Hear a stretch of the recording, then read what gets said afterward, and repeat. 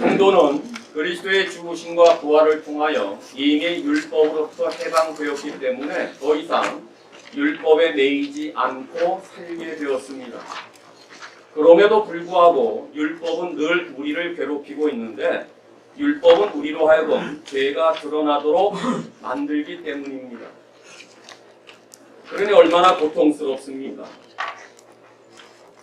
그런데 율법 자체가 잘못되어서 고통스러운 것이 아니라 율법을 내가 온전히 지킬 수 없는 것 때문에 괴로워하는 것입니다. 율법은 우리에게 하나님의 온전하신 뜻이 무엇인지를 밝혀 보여주고 있지만은 율법은 우리가 그것을 실천할 능력을 주지도 못하며 우리 안에 있는 죄의 세력을 극복하지 못하게 합니다. 그리하여 은혜 아래 있는 성도라 할지라도 마음으로는 하나님의 법을 섬기면서 육신의 법으로는 죄에 물들 수밖에 없는 모순적인 삶을 사는 것이 오늘 이야기입니다. 이것은 우리들만의 이야기가 아닙니다. 사도 바울이라고 하는 정말 우리가 범접할 수 없는 그 놀라운 복음의 일꾼도 여전히 그의 삶 속에 있었던 내용을 말합니다. 지난주 7절부터 나라는 대명사를 사용함으로 바울 자신을 가르쳤던 이 본문은 오늘 14절부터 마지막까지 나라는 단어를 거의 34번을 쓰면서 또다시 바울 자신의 이야기를 말하면서 지난주의 본문과 달리 과거형에서 현재형으로 바꾸면서 다른 상황을 강조하는 쪽으로 방향을 틀고 있습니다. 성경학자들은 여기서 나라고 하는 사람이 누구인가에 대한 견해를 밝히고 있는데 만일에 이 나라고 말하는 사람이 회심 이전에 즉 예수를 믿기 이전에 바울이라 하고 말하는 한 측면도 있고 다른 한면에 바울이 회심한 이후에 성도로서의 나라고 하는 이러한 견해를 가지면서 해석이 서로 다르게 되어지고 있습니다. 하지만 제가 봐서는 성경의 평이성을 고려해 봤을 때에 바울의 말을 그대로 그의 현재적 그리스도인의 경험으로 묘사하고 있는 것으로 보는 것이 더 타당하다고 생각되어집니다. 왜냐하면 우리도 예수 그리스도를 믿은 후에 이와 같은 동일한 모습이 그러니까 바울이 경험하는 동일한 모습이 우리 가운데도 여전히 남아있기 때문에 그렇습니다. 그런 의미에서 오늘 함께 읽은 본문은 바울이 죄와 싸우고 있는 성도로서의 현재적 경험을 말하고 있음을 알 수가 있습니다. 그러니까 예수 그리스도를 믿음으로 위치적으로는 율법에서 벗어났지만은 경험적으로는 아직도 지금 갈등 속에서 살아가는 모든 구원받은 성도의 대표자로서 바울의 생생한 면을 묘사해주고 있다. 이렇게 이해하시면 됩니다. 좀 더 쉽게 말하면 우리 모두가 예수 그리스도를 믿음으로 성령의 능력을 따라 막 무엇을 하려다가 갑자기 우리 자신을 의지하면서 내 수고와 내 열심으로 하게 될 때는 실패를 맛봅니다. 그러다가 이 실패에서 이렇게 되면 안 되지 하면 다시 성령을 의지하면은 성령으로 승리하는 경험을 또 합니다. 이것이 날마다 반복되는 경험을 하게 된다 그 말입니다. 이것이 우리 내면의 갈등이자 우리의 고민 아니겠습니까? 넘어질 때도 있고 일어설 때도 있고 패배할 때도 있고 승리할 때도 있고 날마다 반복적인 경험. 이처럼 구원받은 성도가 아직도 죄 때문에 갈등하는 이유는 무엇일까요? 우리가 율법으로부터 자유함을 받은 성도라 할지라도 여전히 내면의 싸움에서 승리하려면 어떻게 하면 좋을까요? 먼저 우리는 우리 안에는 영의 욕심과 육의 욕심이 함께 갈등한다는 사실을 먼저 아셔야 됩니다. 14절에 우리가 율법은 신령한 줄 알거니와 나는 육신에 속하여 죄 아래 팔렸도다. 이것은 나라는 바울을 통해서 바울도 여전히 자신의 타고난 죄성을 솔직하게 인정하는 표현입니다. 여러분 바울이 위대한 복음의 전도자라고 해서 바울이 평생 동안 퍼펙션을 누렸다고 보지 마십시오. 그의 고백이 뭡니까? 내 안에 여전히 죄성이 있구나. 이 이야기예요. 타고난 죄의 본성이 그의 삶 속에 여전히 남아있다는 것을 솔직하게 고백하는 것입니다. 그러면서 율법을 신령한 것으로 말하고 있는 것은 율법이 사람이 제정된 것이 아니라 하늘의 하나님께로부터 제정되고 하나님이 주셨기 때문에 그 율법을 신령한 것이라고 말하는 것입니다. 지난주 본문에서도 율법은 거룩한 것이라고 배웠습니다. 왜요? 거룩한 하나님이 율법을 주셨기 때문에 율법은 거룩한 것입니다. 왜 계명이 선하고 의롭습니까? 선하시고 의로운 하나님이 계명을 주셨기 때문에 율법은 당연히 선하고 의로운 것입니다. 이것을 바울이 알았어요. 그리고 우리도 율법이 신령한 줄을 안다고 말합니다. 우리도 알았습니다. 율법이 신령하고 거룩하고 선하고 의로운 것을 우리 모두가 다 알고 있습니다.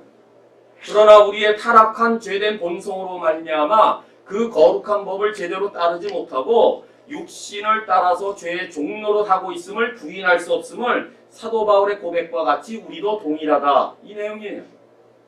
그러니 바울은 이러한 결과로 인해서 15절 상반절에 자신이 죄된 본성으로 인해서 자기가 행하는 것을 내가 알지 못한다 라고 고백하고 있습니다.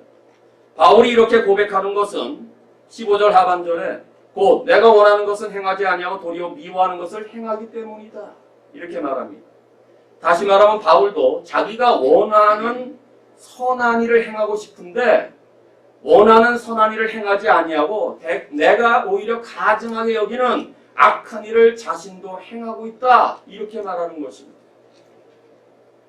그러니까 바울의 삶 속에는 여전히 자신 안에 두 가지의 세력이 공존하고 있다는 것을 말하는 것입니다.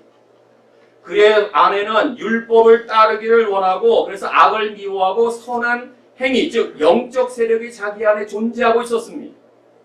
그러나 동시에 그 안에는 이 영적 세력, 선한 일을 하려고 하는 그 세력을 억누르는 악한 세력이 있기 때문에 그것이 자신 안에 있는 또 다른 육적인 세력이 영적인 세력과 육적인 세력의 두 가지가 공존하고 있다고 말하는 것입니다. 이것은 우리 모두 거듭난 사람들의 갈등과 같은 내용입니다.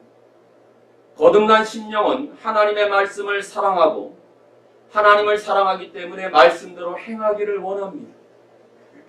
그런데 안타깝게도 우리의 삶의 현장에서는 우리를 악으로 끌어들이는 그 세력으로 인하여 선을 행할 때가 있는데 자꾸 악을 행하도록 만듭니다. 이것이 우리 안에 있는 영과 육의 싸움이라는 것입니다.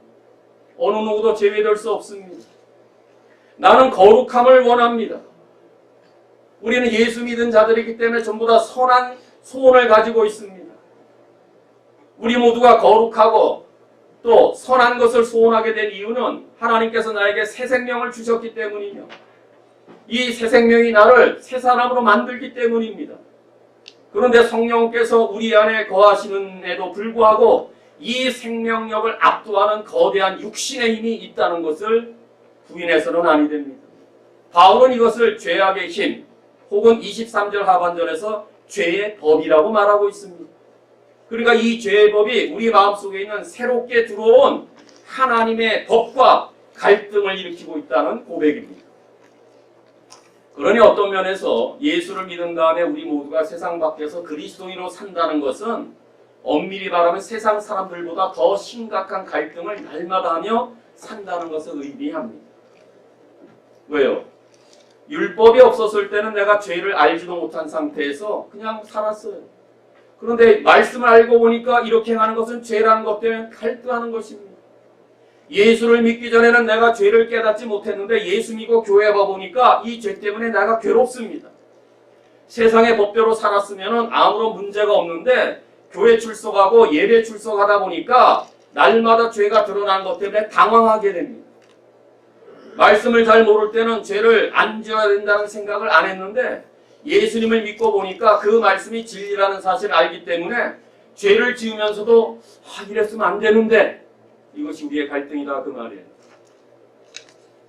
그래서 우리 그리스도인들이 세상 사람들보다 더 심각하고 본질적인 존재의 갈등을 겪고 있다는 이야기죠. 바울은 이 사실을 어떻게 말합니까? 16절에서 만일 내가 원하지 아니하는 그것을 행하면 내가 이로써 율법이 그 선한 것을 시인하노니. 다시 말하면 바울도 율법에서 해서는 안 될 일을 자기가 했기 때문에 이렇게 해서는 안 되겠는데 라고 생각하는 그 바울이 율법이 선하기 때문에 율법이 나를 이렇게 해서는 안 된다고 생각한 것을 동의하면서 율법이 자기를 그렇게 이끌고 있는데 자신은 그렇지 않다고 율법이 선한 것을 인정하고 있다 그 말입니다. 그러면 왜 우리는 원하지 않는 악을 행하고 있습니까? 선을 행할 줄 알면서도 왜 선을 행하지 아니하고 마음에 원하지 아니하는 악한 일들을 자꾸 행합니까? 바울은 우리가 이렇게 되는 이유를 우리 때문이 아니라 우리 안에 있는 죄 때문이라고 17절에서 말합니다. 17절 이제는 그것을 행하는 자가 내가 아니요 내 속에 거하는 죄니라. 오해하지 마십시오. 그렇다고 나는 책임이 없고 전적으로 죄만이 책임을 져야 한단 말이 아닙니다. 본문은 바울 자신도 모르는 사이에 죄가 자신을 통제하고 죄가 자신의 원함을 압도하고 있다는 뜻으로 이렇게 말하는 것입니다. 그러니까 자신은 이렇게 하고 싶은데 자신을 억누르고 있는 죄가 이렇게 만들고 있다는 고백입니다. 그러므로 여러분 죄를 범할 때 내가 아니다. 죄가 그렇게 했다. 나는 책임이 없다. 이 논리는 잘못된 논리라 그 말입니다. 죄의 사함을 받고 거룩한 신분이 되었지만 여전히 죄는 거대한 세력으로 우리들을 삼킬 듯이 날마다 노려보며 유혹하고 넘어뜨리고 있습니다. 어떨 때는 내가 하나님의 말씀을 깨뜨리면서 율법에서 선한 것을 행하라는 것을 깨뜨리며 사는 이유는 거듭난 나 때문이 아니라 내 속에 거하는 죄된 본성 때문이다 라고 말합니다. 그러니 인간의 모든 문제는요 밖의 문제가 아니라 우리 안의 문제입니다. 그러니 아무리 밖에 환경을 개선하고 제도를 바꾸고 조직을 바꾼다고 해서 해결되는 문제가 절대 아닙니다. 우리 안의 문제예요. 성경은 우리의 모든 모순, 우리 안에 있는 모든 갈등, 우리 안에서 날마다 부닥치는 내면의 싸움의 본질적인 원인은 내 속에 거하고 있는 죄된 본성이라고 가르칩니다. 우리가 원하지 않는 악을 행하는 것은 우리 안에 있는 죄의 세력에 의해서 강요를 지금도 받고 있기 때문에 그렇습니다. 이것이 우리 안에 일어나고 있는 영과 육의 싸움입니다. 바울은 이 사실을 갈라디아서 5장 17절에서 이렇게 말합니다. 육체의 소욕은 성령을 거스리고 성령의 소욕은 육체를 거스리나니 이 둘이 서로 대적함으로 너희가 원하는 것을 하지 못하게 하려 합니다. 이 말이에요. 쉽게 말할까요? 자, 오늘 말씀을 듣고 이제부터 정말 하나님이 원하시는 삶을 살아야 되겠다. 말씀을 읽고 기도 생활을 하고 정말 하나님 말씀 앞에 푹 빠져서 한번 지내보자 라고 결심하고 오늘 이 자리를 떠납니다.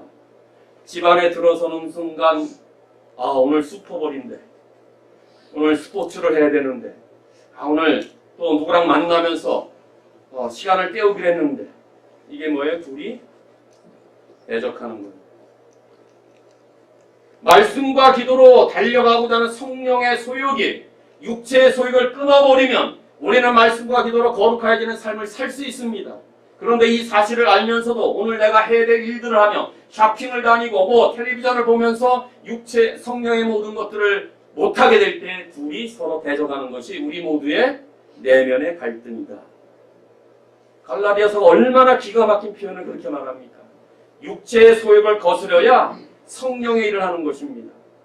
성령의 소욕을 거스리면 우리는 알면서도 육신의 것으로 나가는 것입니다. 그러니 기억하십시오. 우리 안에는 이 두 가지의 싸움이 항상 대적하고 있다는 것을 먼저 알 수 있기를 바랍니다. 우리가 구원을 받았으나 영적인 것과 육적인 것의 갈등, 거룩과 죄 사이의 고민이 느껴지지 않는다면 엄밀히 말하면 참된 그리스도인이 아닐 수도 있습니다. 이건 그리스도인들이기 때문에 더 느껴야 되는 것입니다. 영적 싸움과 육적인 싸움이 전혀 안 느껴진다? 회심의 문제를 다시 점검하셔야 됩니다. 이처럼 우리 그리스도인들은 우리 안에 두 가지의 세력 안에서 살아갑니다. 감사하게도 우리는 아담 안에 있었던 죄된 씨앗을 물려받았다 할지라도 영적으로 우리는 어둠에서 빛으로 사망에서 생명으로 옮겨졌습니다. 우리는 그리스도의 죽으심과 부활을 공유하면서 이제는 주 안에서 새로운 피조물이 되었습니다. 그러니 이제는 더 이상 아담 안에 머물지 않습니다. 우리는 은혜 아래 머뭅니다. 그리스도 안에 머뭅니다. 하지만 죄도 여전히 우리 안에 머뭅니다. 이것이 바울이 고백했던 악한 일을 하는 것은 내가 아니라 내 안에 있는 죄라고 말했던 것입니다. 이것이 언제나 둘의 싸움입니다. 그러니 영과 육의 싸움의 갈등이 우리 안에 있다는 것을 확인하셨습니까? 바울이 그렇게 말한 것을 오늘 받아들이십니까? 예수를 믿으면 영과 육의 싸움이 전혀 안 일어난다. 아닙니다. 늘 있습니다. 더 심합니다. 그럼 어떻게 할까요? 이길 수 있는 비결은 무엇일까요? 그 비결은 엄밀히 말하면 다음 주 본문의 8장에서 말하는 성령의 생명의 법으로 살 것을 말하면서 결론은 다음 주에 다 나옵니다. 오늘은 일단 영과 육의 싸움의 갈등에서 기본적으로 어떻게 이겨야 되느냐? 갈라디아서 5장 16절에 내가 이르노니 너희는 성령을 따라 행하라. 그리하면 육체의 욕심을 이루지 아니하노라. 이길 수 있는 방법이 뭐예요? 성령을 따라 사는 것입니다. 8장부터 그 이야기를 정확하게 다룹니다. 성령을 따라 사십시오. 성령이 우리로 하여금 승리하도록 도울 수 있다는 확신을 가지시면서 이제 남은 날은 아무리 우리의 가운데 영과 육의 싸움이 있다 할지라도 육신적인 그리스도인이 아니라 영적인 그리스도인으로 날마다 승리하며 살 수 있기를 바랍니다. 이어서 바울은 앞에서 말한 주제를 다른 각도로 반복하고 있는데 18절 이하에서 우리 안에는 원함과 행함에 서로 다른 갈등이 있음을 알아야 된다고 말합니다. 18절 내 속 곧 내 육신에 선한 것이 거하지 아니하는 줄을 아노니 원함은 내게 있으나 선함을 행하는 것은 없노라. 여러분들 우리 자신의 내면 세계를 자세히 깊이 들여다보면요. 인간은 그렇게 선하지도 않고 거룩하지 않습니다. 그렇죠? 엄밀히 말하면 성경적으로 말하면 인간 안에는 선한 것이 존재하지 않습니다. 어떻게 알아요? 예레미야 17장 9절 만물보다 심히 부패하고 만물보다 거짓되고 심히 부패한 것이 우리의 마음이다. 누가 능히 이를 알리요? 성경의 선언입니다. 세상 사람들은 착하고 선하게 사는 사람들 그의 마음속에 선한 생각을 품었다고 말하지만 성경은 다르게 말합니다. 우리 마음이 뭐예요? 만물보다 거짓되고 부패한 것이 우리의 마음입니다. 이게 하나님의 진단입니다. 바울도 그래서 19절에 내가 원하는 바 선은 행하지 아니하고 우리가 바울을 말할 때 그가 얼마나 선한 일을 많이 했다고 생각합니까? 그런데 바울의 고백은 원하는 바 선은 행하지 아니하고 도리어 원하지 아니하는 바 악을 행했도다 하고 말합니다. 이게 뭘까요? 바울에게도 여전히 두 종류의 내가 있다는 것을 말하는 것입니다. 하나는 원하는 바로서의 나이고 하나는 행하는 바로서의 나라는 것입니다. 원하는 바로서의 나는 하나님의 말씀을 잘 아는 나를 말하고 하나님의 율법이 거룩하고 선하고 의롭다는 것을 잘 아는 나입니다. 그래서 하나님의 말씀을 잘 알기 때문에 하나님의 말씀대로 살기를 원하는 내가 있다는 것입니다. 그런데 하나님의 말씀과 정반대대로 행하는 내가 또 있다는 것입니다. 하나님의 말씀대로 살고 싶은 나와 실제로 삶의 현장에서 행동하는 나의 괴리가 전혀 좁혀지지 않는 바울 자신 속에 있는 두 자아가 있다는 것을 고백하는 것입니다. 쉽게 얘기할까요? 어떤 아내가 남편이 예수님을 믿지 않아서 불만이 참 많습니다. 그런데 말씀을 배우고 말씀을 잘 알아가니까 이렇게 살면 안 되겠구나. 정말 내가 하나님의 복을 남편에게 전달하고 하나님께로부터 받은 사랑을 남편에게 잘 흘려보내는 통로가 되어야지. 오늘부터 들어와서 남편을 정말 잘 대해주며 복음의 빚진 자의 심정을 가지고 영혼을 안타깝게 여기는 그 마음으로 대해줘야겠다 라고 마음을 굳게 먹고 집에 들어갑니다. 남편의 얼굴을 보는 순간 좋은 마음과 선한 생각이 다 사라지고 입 밖으로 나오는 말과 행동은 조금 전에 가졌던 생각과 마음가짐과 전혀 딴판입니다. 이게 우리다 그 말이에요.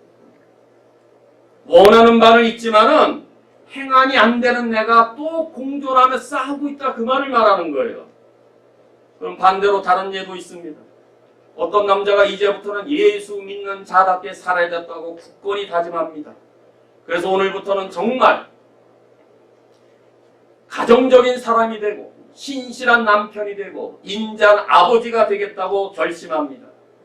그런데 회사의 일을 마치고 저녁만 되면 자기도 모르게 가야 돼서는 안 될 곳으로 발걸음을 향합니다.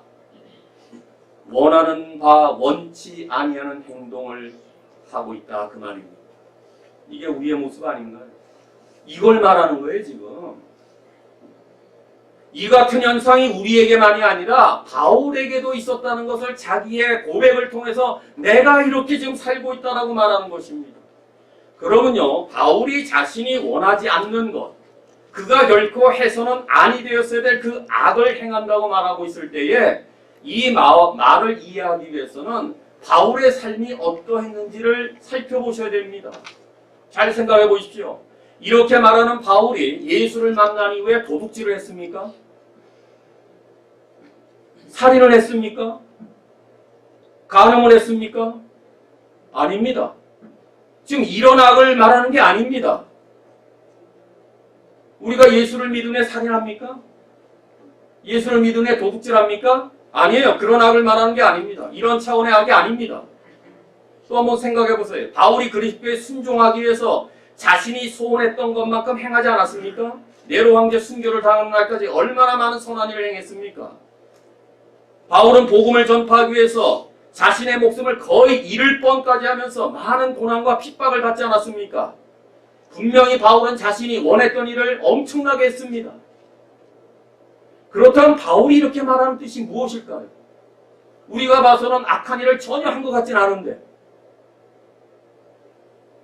이렇게 말하는 이유는, 이 말의 뜻은 바울은 자신 안에 여전히 존재하고 있는 죄를 지을 수 있는 여력에 있다. 그걸 말하기 위해서 하고 있는 거예요. 바울은 자신이 악만 행한다거나 또는 선보다 악을 더 많이 행한다고 말하는 것이 아니라 날마다 악과 더불어 싸우는 내면의 갈등이 자신의 삶 속에서 계속 일어나고 있다는 것을 말하는 것입니다. 다시 말하면 바울은 하나님의 말씀대로 더 살지 못하고 주님이 원하시는 삶을 더 살지 못하는 데 대한 괴로움의 갈등을 이렇게 표현하고 있는 것입니다. 그러니 우리라면 얼마나 더 해야 될까요? 바울도 이렇게 그의 갈등을 선한 일을 하고 싶은데 하지 못해 악한 일을 하고, 악을 해서는 아니 되는데 자기도 모르게 악을 행하는 그 내면의 갈등, 죄와의 싸움이 평생 동안 있었다는 것을 고백하는 것입니다. 그렇지 않습니까? 죄로 인한 갈등은 우리가 그리스도와 함께 죄에 대해서 죽었음에도 불구하고 오늘 이날까지 여전히 계속되고 있습니다. 그래서 바울은 자신이 원하지 않은 것을 할 뿐만 아니라 자신이 원하는 것을 하지 못하는 이유를 17절과 같은 논리로 20절에서 그렇게 행하는 자는 내가 아니요 내 속에 거하는 죄인이라 또 강조하여 반복해서 말합니다. 그러니까 선을 행하고 싶어하는 바울 자신은 실종되고 죄가 여전히 바울 자신을 지배하고 있다는 것을 이렇게 말하고 있는 것입니다. 이어서 바울은 자신이 경험하는 갈등을 다른 방식으로 설명합니다. 21절에서 한 법을 깨달았는데 자신 안에 선과 악을 지향하는 두 개의 자아가 있다는 것입니다. 그러니까 바울은 자기 안에 선을 행하려는 소원을 가진 자아가 있는 동시에 악을 행하려는 자아가 함께 있어 서로 갈등하고 있는 것을 보았다고 말합니다. 우리도 그렇지 않습니까? 우리의 마음 한쪽에는 선을 행하고 싶어하는 마음이 있어요. 또 돌이키면 자꾸 악쪽으로 바뀌거든요. 바울과 같아요. 이어서 22절과 23절에는 바울은 자기 안에 서로 갈등하는 두 개의 법, 즉 마음의 법인 하나님의 법에 순종하고자 하는 바울의 소원과 또 다른 법, 죄의 법, 즉 마음의 법과 싸우는 세력이 있다고 말합니다. 마음의 법, 하나님의 법을 지키고자 하는 그 한쪽의 마음과 이것에 대항하는 죄의 법이 바울의 마음속에 또 있었다. 이렇게 말하는 것입니다. 우리 모두 신앙의 경험에 비추어봐서 이 바울의 간결한 요약을 충분히 이해할 수 있지 않습니까? 그렇죠? 우리도 같습니다. 우리 마음 한쪽에는 마음의 법인 하나님의 법을 즐거워하며 따르기를 원하는 한쪽의 마음이 있어요. 반면에 이 법을 자꾸 거스리며 살아가고자 하는 죄의 법이 공존하고 있습니다. 우리도 같습니다. 이것이 우리 마음속에서 일어나는 치열한 전쟁입니다. 선을 행할 것인가, 악을 행할 것인가, 이것을 놓고 매일 싸움합니다.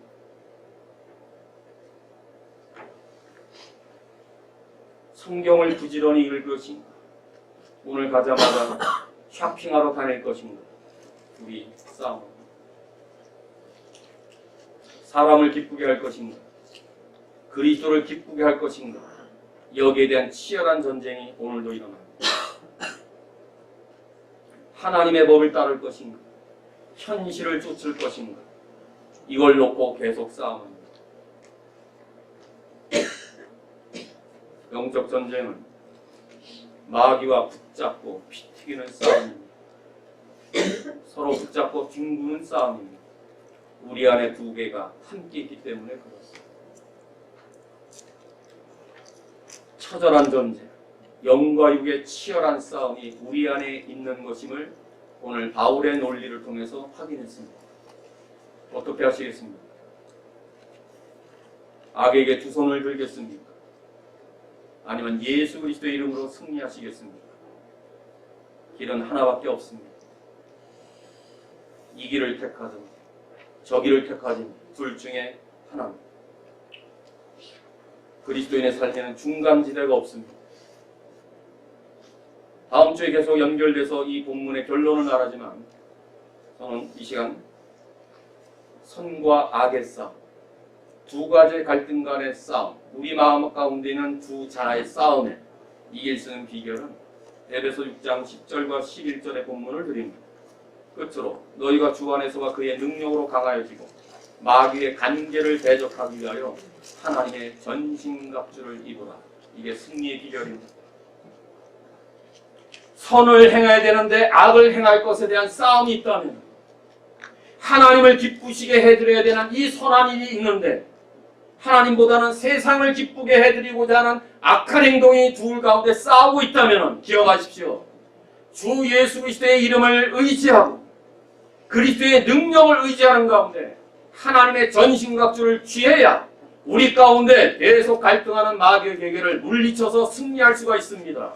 그 하나님의 전신갑주의 대표는 성령에 의한 하나님의 말씀을 취하는 것과 성령 안에서 무시롭게 기도하는 길밖에 없습니다. 그래야 이깁니다.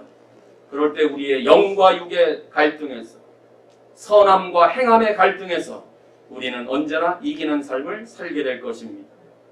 마지막으로 바울은 우리 안에는 절규와 승리의 갈등이 서로 있음을 알기를 원하는 것으로 말하고 있습니다. 절규하며 승리의 갈등이 있습니다. 24절, 오호라 나는 곤고한 사람이로다. 이 사망의 몸에서 누가 나를 건져내랴. 오호라 라는 이 나라는 감탄사입니다. 원래 슬플 때 내짖는 탄식의 소리가 오호라 라는 소리입니다. 그리고 곤고하다는 것은 비참하다는 뜻입니다. 원하는 바는 할 수 없고 원치 않은 바를 행하고 있으니 얼마나 비참합니까?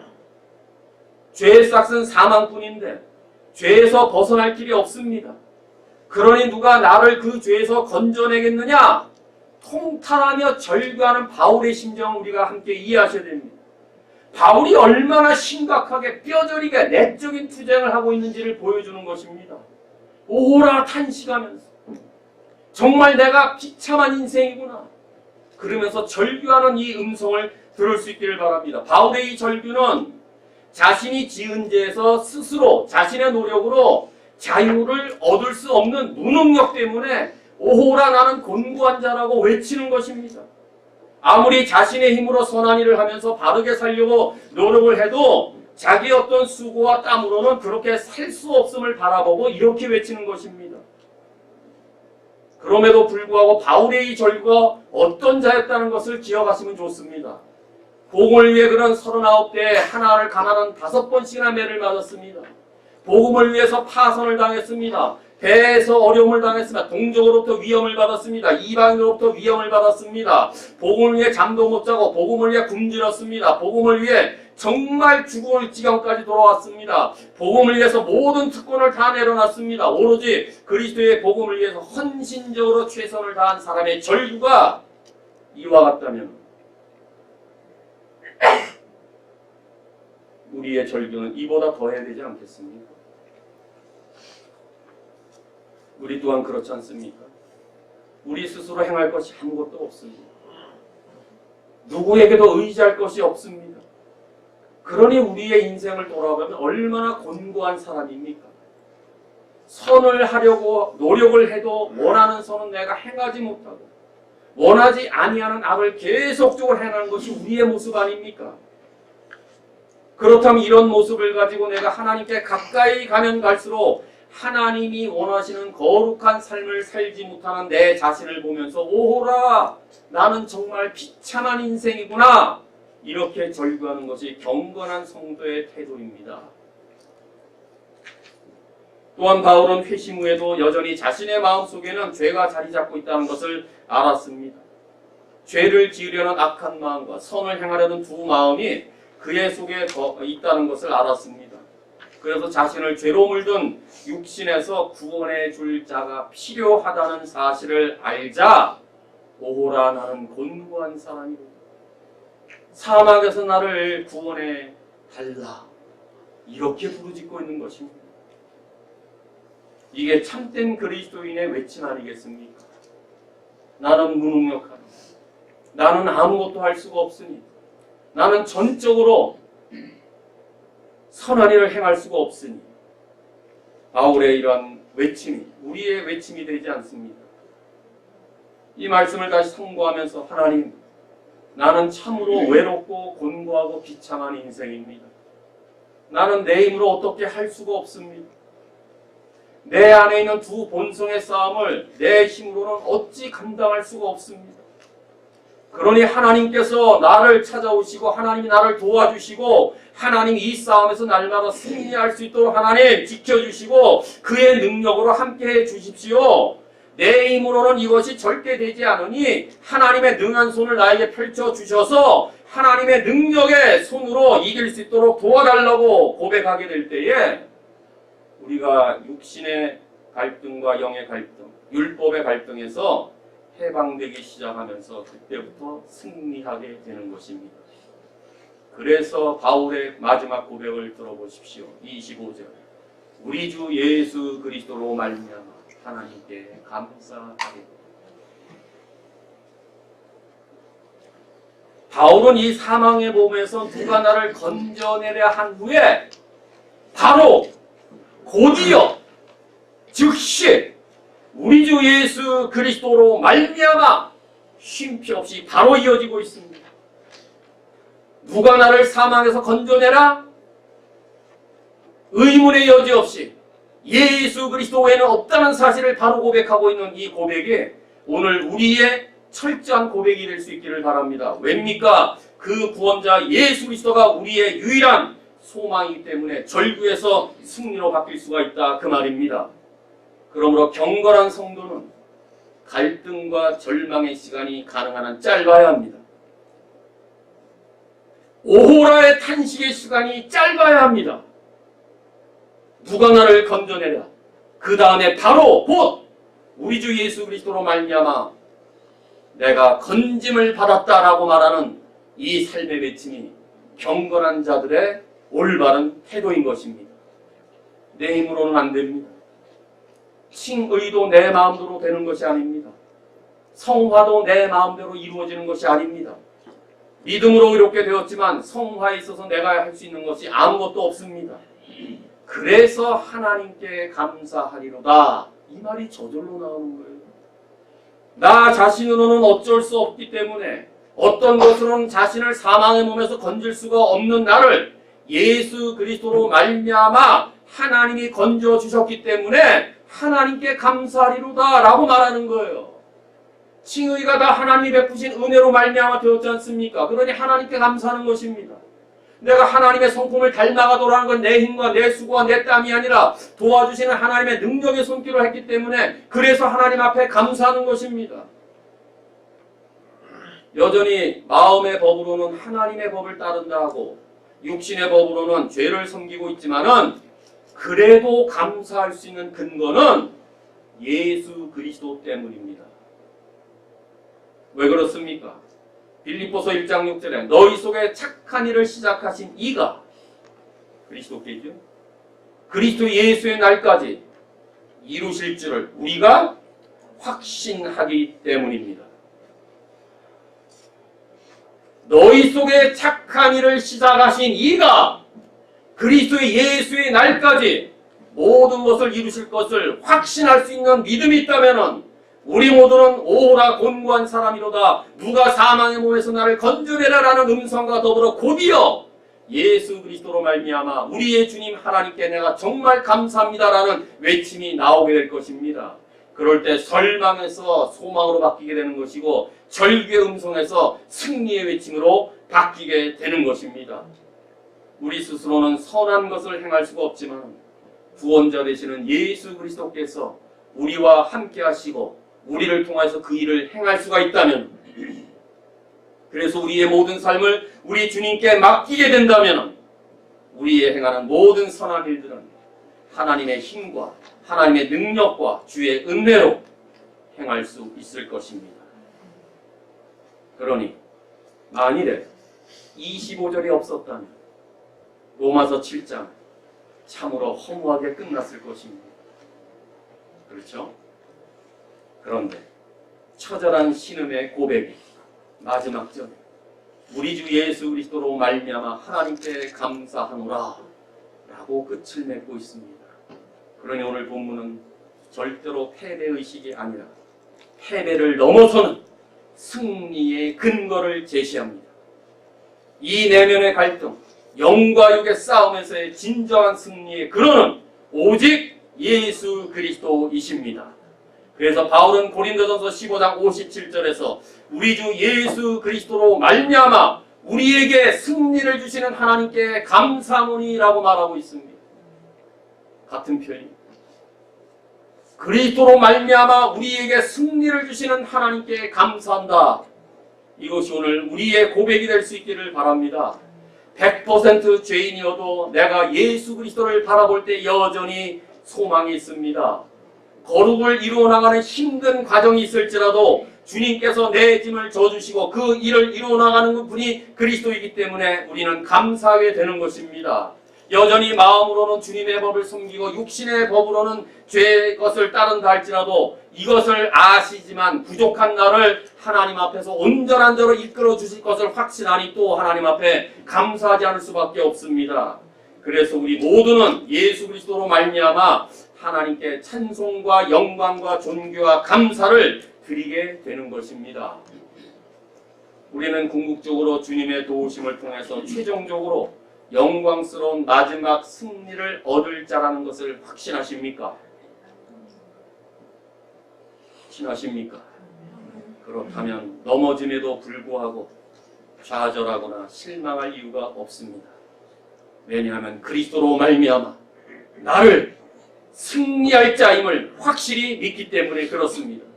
따라서 남은 날은 나를 다시 용납하시고 나를 다시 일으켜 세우시고 내 손을 잡아서 일으키시되 너는 승리할 자야 일어나 라고 말하시는 그 주님의 능하신 손을 붙잡고 최후 승리를 선포하는 그날을 향해 힘차게 나아가는 하나님의 사람들이 될 수 있기를 간절히 바랍니다. 사랑하는 성도 여러분, 예수 그리스도 안에 있는 성도는 하나님의 뜻을 따르기 위해서 전혀 갈등하지 아니하는 자가 아닙니다. 참으로 우리가 믿음으로 말미암아 의롭게 되었다 할지라도 아직 영적인 소욕과 육적인 소욕으로 인해 갈등하고 있는 것이 우리의 원래 모습입니다. 날마다 하나님의 거룩을 이루어가며 주님의 뜻에 합당한 삶을 살려고 해도 원하는 바 선은 행하지 아니하고 원치 않는 바 악을 행하는 길로 나아가는 것, 이런 갈등을 더 많이 겪는 것이 우리 그리스도인입니다. 이거 다 이제 아시기 바랍니다. 이러한 갈등이 정말 있다는 것이 내가 하나님의 자녀됨의 증거입니다. 왜요? 예수님을 믿지 않았다면 깨달을 수 없었던 수많은 죄들을 내가 깨닫고, 그래서 내가 하나님 앞에 다시 나와서 그 그리스도로 말미암아 하나님 앞에 감사하게 되니 이것이 오히려 우리 가운데 영광의 일이 아니겠습니까? 그러나 우리는 날마다 우리의 불순종과 비참함을 보면서, 그래서 그것 때문에 바라볼 분은 오직 예수 그리스도밖에 없다는 것을 알게 하신 하나님께 감사하며 남은 날은 주의 높고 위대하신 이름을 찬송하며 기쁨으로 주의 나라 이르기까지 힘차게 달려갈 수 있기를 바랍니다. 이제 남은 날은 우리가 겪고 있는 갈등을 더 성숙한 그리스도인이 되기 위한 낌틀로 삼되, 우리는 날마다 일어나는 죄와의 싸움에서 승리할 수 있는 존재임을 확신하며 영과 육의 강건함으로 굳건한 반석 되시며 산 소망 되시는 그리스도 위에 온전히 서는 하나님의 사람들이 될 수 있기를 주님의 이름으로 축원합니다.